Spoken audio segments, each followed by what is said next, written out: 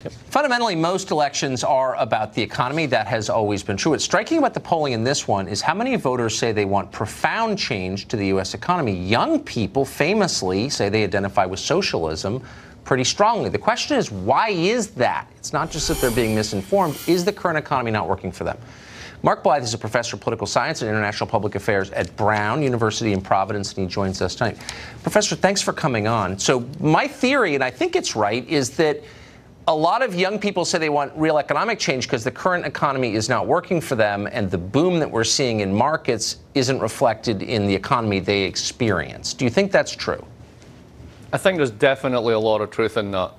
What a lot of your viewers will obviously feel themselves is that they're working harder constantly, but at the same time, while there's lots of employment, lots of jobs, no one's saying this economy isn't good, it's not really showing up in wages. And that's been a story that's been going on for a very long time now, all the way back to the late 70s, in fact.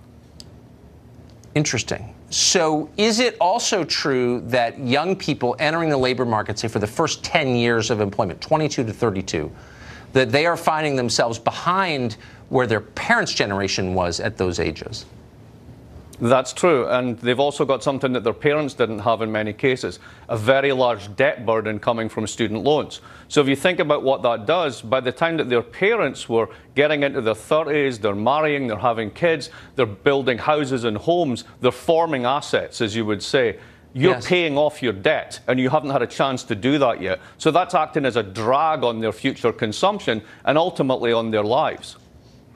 What I don't understand is why this isn't causing alarm bells to go off. If your young people can't form families, by definition, your society will become less stable, but nobody seems to care. Why is that? I think because the incentives for both parties are skewed in a really interesting way, which is the following. Old people own 80% of all the assets in the world, and they're the people that vote twice as much as young people. So if young people are too busy worrying about paying off their loans and not going out to vote, then politicians are going to go where the money and the votes are, and that's with old people, and that's what they care about.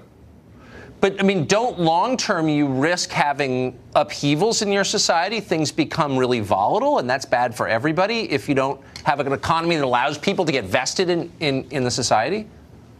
Where it's particularly dangerous, less than the social upheaval, is in the financial sector. So we all borrow against our futures, and we try and use that cash wisely to invest in ourselves. But if your wages haven't been rising, people are borrowing for consumption. And if at the end of the day their wages ain't going to rise, they're not going to be able to pay that off over the long term. And that puts big stresses into the financial sector. That is really prescient. Nobody is talking about that. You're one of the very few who is, and I'm always grateful when you come on the show. Thank you, Professor. Pleasure.